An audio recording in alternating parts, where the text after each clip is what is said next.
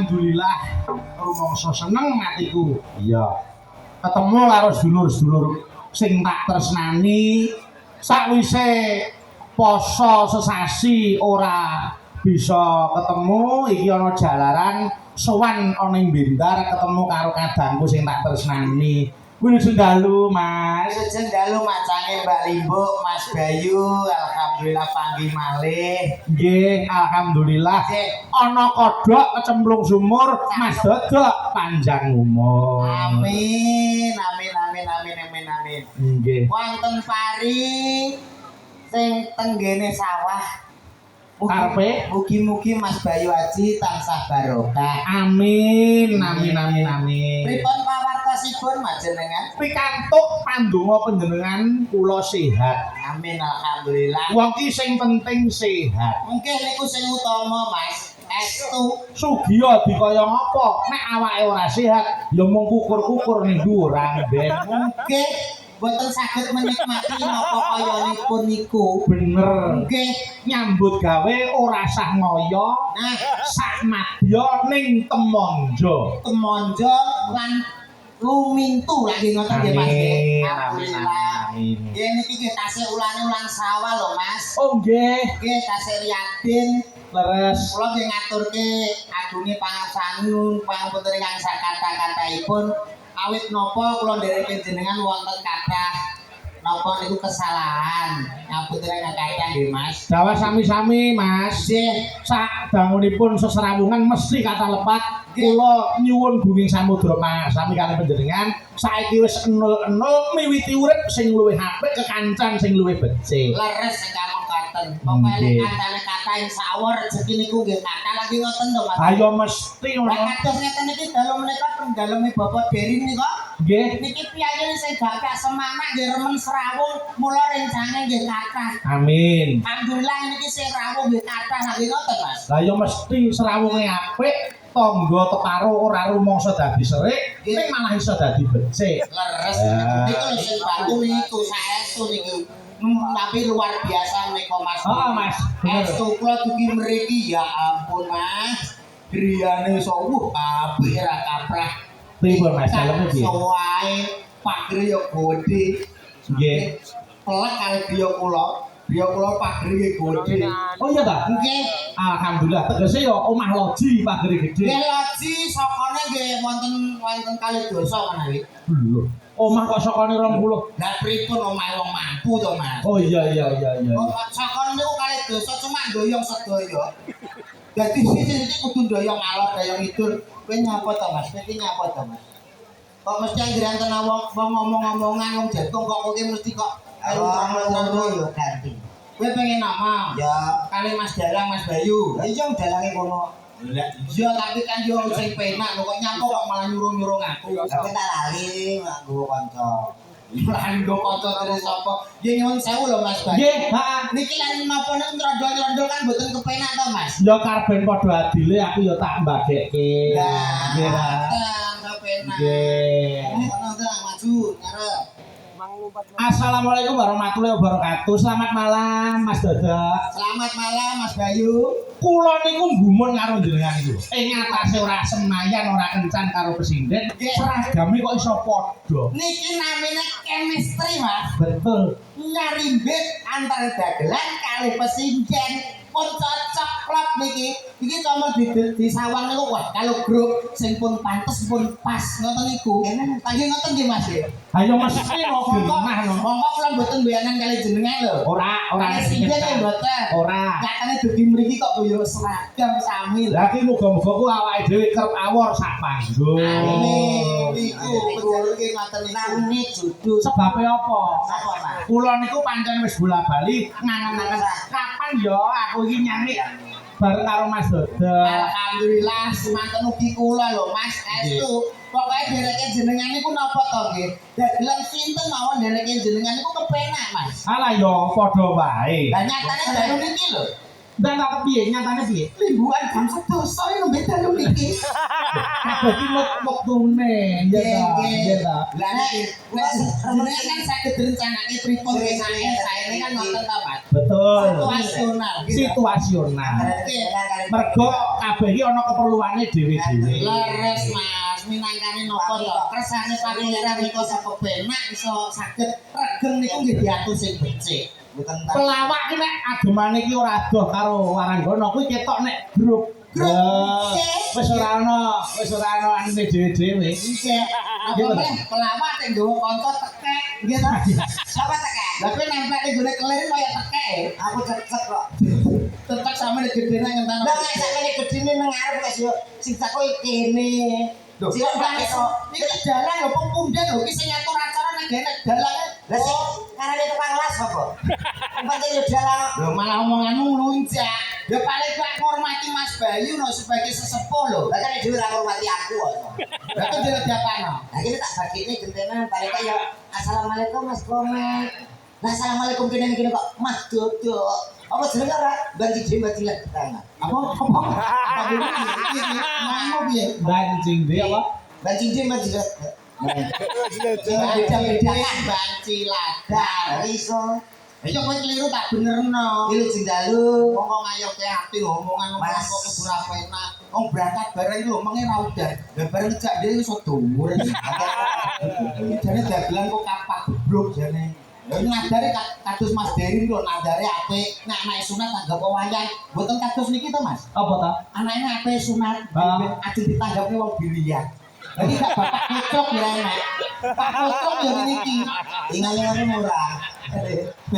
Ingat-ingat murah. Ingat-ingat murah. Ini sendalu Mas. Bayu.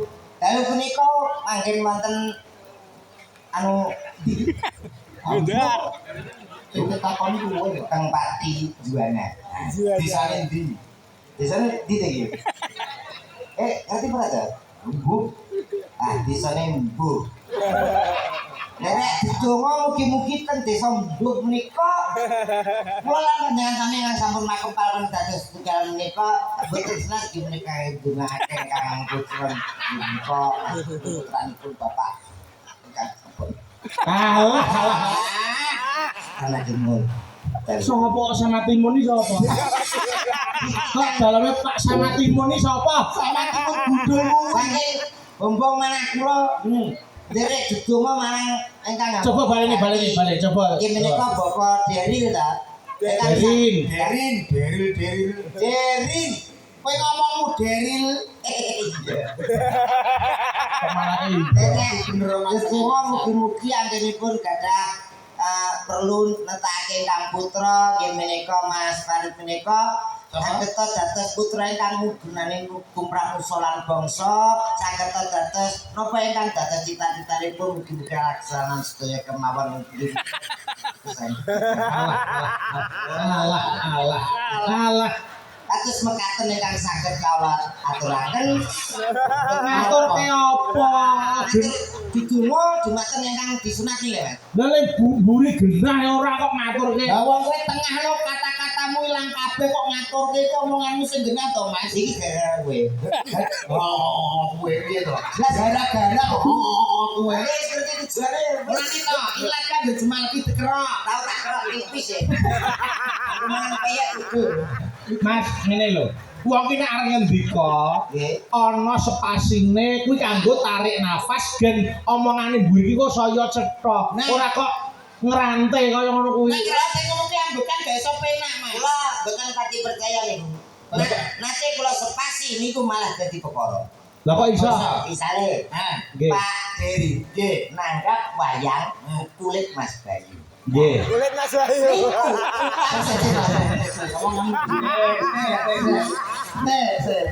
Pak Deri nanggap wayang kulit Mas Bayu. Dalu niku sunina tas nguliti Mas Bayu. Ya sing jenenge padha komahe ya sing pas gone no. Ora kok terus ngono kuwi. Mulane tanda baca itu penting. Sinau tanda baca. Tandane tanda baca niku penting. Tanda baca. Lah kok baca karo Titik, koma, tanda seru, tanda tanya. tanya ngono ku lho Mas. Ngoten lho. Titik atas ngono ku kudu Mas Dodo ini ngejak apa ini? wong angger ciliane lair didulang ora bubur ya kowe-kowe. Dulang kok terus didulang. Tak kenal maka tak sayang. Nggih, Kula karo panjenengan iki didhawuhi karo Mas Derin sak keluarga kon ndongake sing supit. Nggih to, sing tetak ya kuwi adikku Farid Ismairsa Hermawan. Nek piyayi mriki alhamdulillah wis rada kenal karo Cangik mergo kula niku riyen saben taune mesti sedekah laut, sedekah bumi ten Bindar mriki. berarti pun sering mriki jenengan. Nggih, mula kula ndongake karo sing disupitke. Moga adikku Farid Ismairsa Hermawan sing disupitake panjang umur, murah rezeki, banyu mili.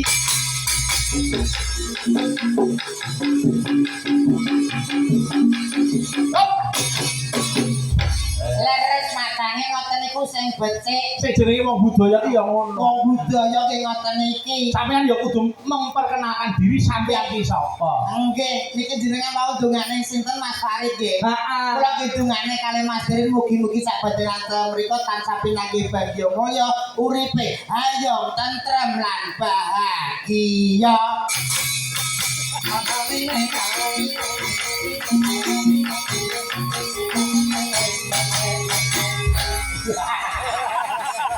Oh, enak kan Ya kudu ngono. Nggih, nggih.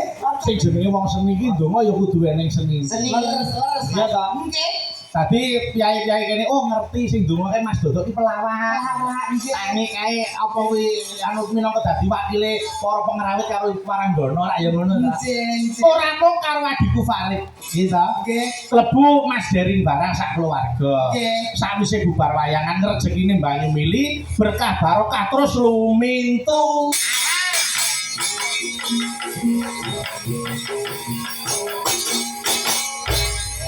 Wah, cocok tenan iki. Iya, lho. Niki lho jenenge seniman asli ngaten iki, Mas. Bener, bener. Kok tak ngomong nggih enten napa musike. Lah iya genah, genah. Pokoke Bapak Derin iki wujud napa to? Wujud kabule kan kitanan. Kitanan. Iki ugi sedekah. Heeh. Sedekah mboten kalih keluargane ning kalih tangga to paro kersane rezekine kathah melimpah lan barokah.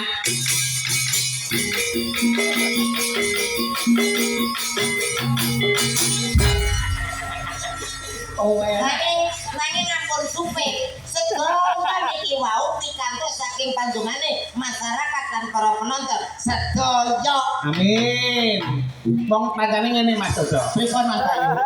Kula karo panjenengan karo kanca pengrawit iki mung isone menghibur. Menghibur. Ya ora. Nggih leres. Ora milik apa-apa. Sapa ngerti mengko bar saka kene tambah kanca, tambah sedulur, ya ta? Nggih. Terus sing didongake ora mung sing kagungan kersa wae. Nggih. Muga-muga sakwise wayangan piyayi Bendar rezekine banyu mili, ya ta? Amin. Pinaringan panjang umur. Amin. Barokah. Amin. Terus gelem wayangan.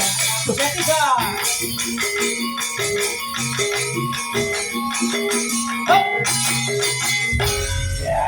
Cocok estu niki.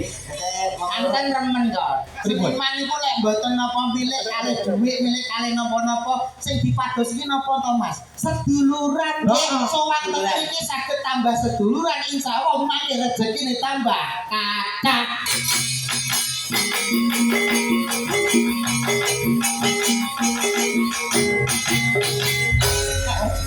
Asal aku dirogo Mas.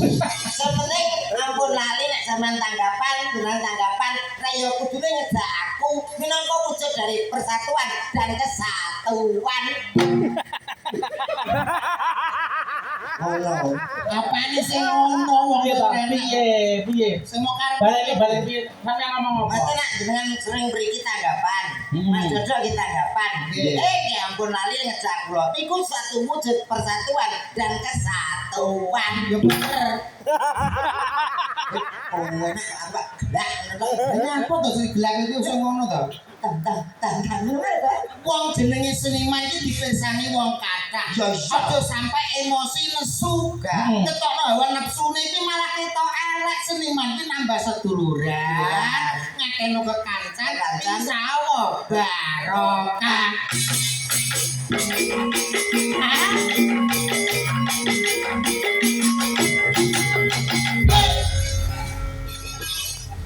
siji kok enak